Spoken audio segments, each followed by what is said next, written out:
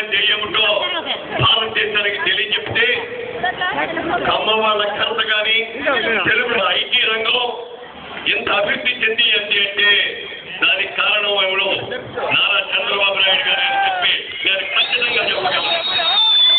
ఇవాళ ఐటీ రంగం బట్టి అన్ని రంగాలు కూడా బాగున్నాయి.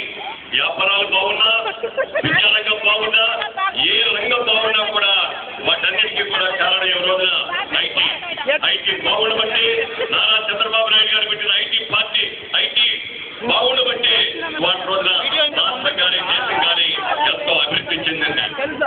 మళ్ళీ ఆ గత వైభవాన్ని చెప్పుకోవాల్సిన అవసరం ఎంతైనా ఉంది. ఈ రోజున ప్రతి ఒక్కళ్ళు కూడా జరిగిన తప్పుని సరిదిద్దుకోవాలి, మళ్ళీ మన రాష్ట్రాన్ని మన అధికారం చేజిక్కించుకోవాలి అని చెప్పి వాళ్ళ ప్రతి ఒక్కరు కూడా కంకణం కట్టుకున్నారు. రేపు రాబోయే ఎన్నికల్లో మళ్ళీ తెలుగుదేశం ప్రభుత్వం వస్తుంది, రాజకీయ వస్తుంది అని చెప్పి మీకు అందరికీ మనం చెప్తున్నారు.